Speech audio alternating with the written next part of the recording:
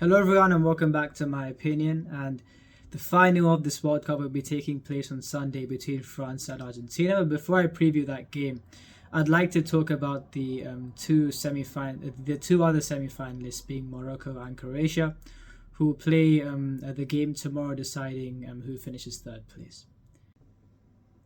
Now, on both these sides, I didn't expect them to get as far as they have done in this competition. Now, for Morocco, I think they were knocked out in the quarterfinals by Egypt in the African Cup of Nations. And if you compare their squad to the other squads in that tournament, they would have been fancying their chances to do a lot more. Unfortunately, they fell short. And Croatia, with an average Euro 2020 showing, like I mentioned in a previous video. And that's why I didn't really expect these two sides to have any kind of good tournaments. And on Croatia, apart from the Canada game, it's been fairly attritional, but I think their know-how has shown up, especially against the likes of Japan and Brazil. And against Japan, like I said, even with the experienced players off the field by the time the penalty shootout came around, the gulf in experience between these two sets of players when taking penalties in a knockout game in a World Cup did show, and that's why I wasn't surprised they got the job done. And against Brazil, they played very well in the first half, but unfortunately for them in the second half and in extra time, they couldn't replicate that to any degree.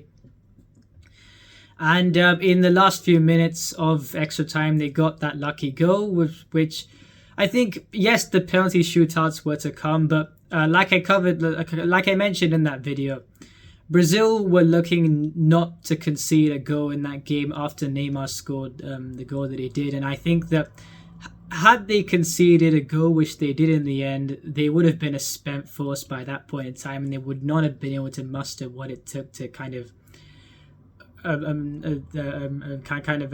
get themselves back into the ascendancy, or the psychological ascendancy, to go on and win the game. And that's why I wasn't surprised that the penalty shootout went the way it did.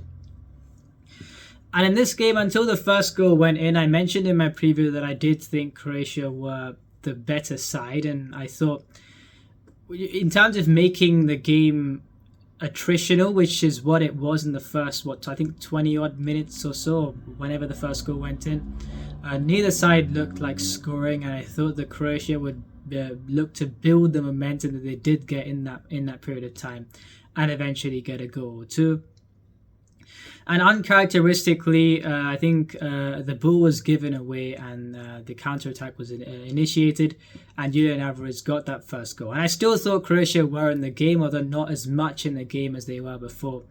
And the moment the second goal went in, though, I kind of thought, this would be fairly easy for Argentina. I think it was so far away from the desired blueprint of this Croatian side for this game. And from that point in time, I'm not surprised Argentina won, and especially the ridiculous third goal from Lionel Messi.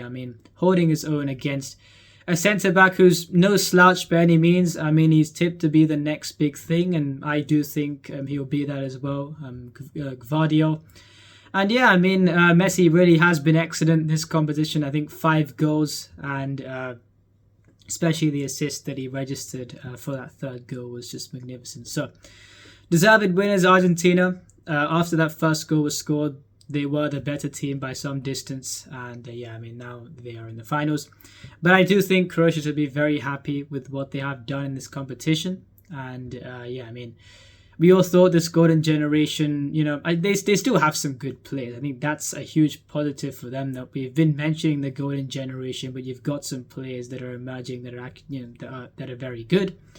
And the fact that they've almost got to a World Cup final with all that narrative, and as I said, the last major tournament they were at, it was a very average and maybe tired showing from them in some of the games. And that's why I think they should feel very proud of what they have done in this tournament.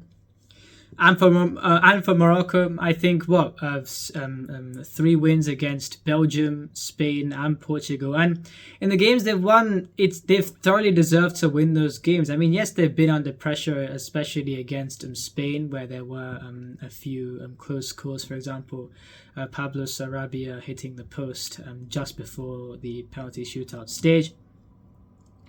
But I think they have by far been the best defensive side in this competition. And before this France game, the only goal they conceded was an own goal. And yeah, I mean, this really is quite some tournament that they have had. And it's a case where if you look at all the games that they have played so far before this France game, they haven't really been they haven't really relied on scoring goals. It's more their defensive solidity. And I think coming into this France game, Kylian Mbappe had scored the amount of goals that Morocco had done in this entire tournament. And I think something which we hadn't seen in this tournament so far, and that being a defensive lapse early on in the game, meant that France got that one goal. And credit to Morocco. I think for the first time we saw Hakimi really being used in an attacking sense. I mean, since maybe their first game against Croatia, he had mostly been used in a defensive sense, not really. He wasn't really going on the counter attack as often as you have seen him in the past for his club sides, for example. But in this game, when they needed to get that one goal, he was doing so quite a bit. And in terms of the Mbappe versus Hakimi battle, I actually think Hakimi did quite well in this game against Mbappe. And that's why you saw him as well kind of targeting the other players in this defense, because I actually thought Hakimi did quite well against him. And I think something that did let them down, as I said, is that lack of clinicality. I mean, a lot of the times you've seen them initiate counterattacks and they've fizzled out quite a lot. And in this game, well, you say, right, they tried to create a lot of opportunities, but really for France, it was either the case of a player there to kind of prevent the chance from being taken. For example, I think you saw towards the end a few times where the defender was on or near the goal line.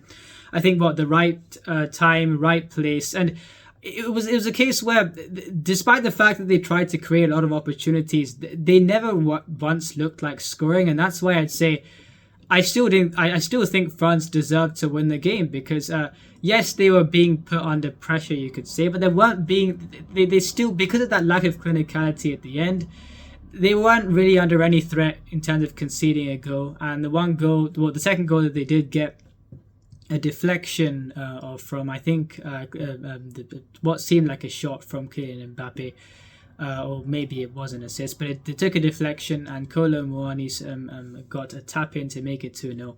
And France in a consecutive final, and especially with a few players out with injury, the likes of Benzema, who's rumoured to be in the squad for this final, but I don't think he will start, and I don't think he should start.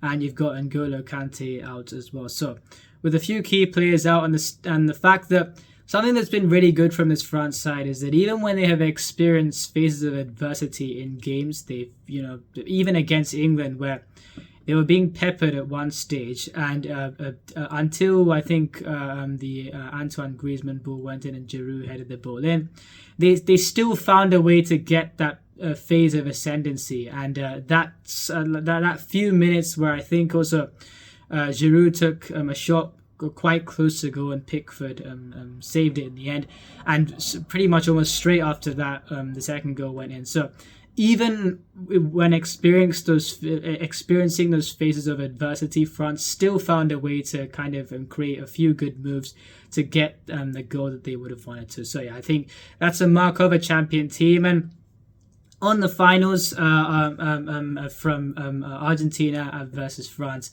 I think that France do go in as favourites, although Argentina have, they've been improving quite a bit throughout this tournament. And if the game is more of an attritional game, I do think that Argentina would fancy their chances to kind of create something out of the blue, especially with the likes of Lionel Messi in their side. But if it is more of a quicker paced game, I do think France will have too much for Argentina on the day. It will be close, but I'm going for a 2-1 France win, and I think Mbappe will get on the score sheet.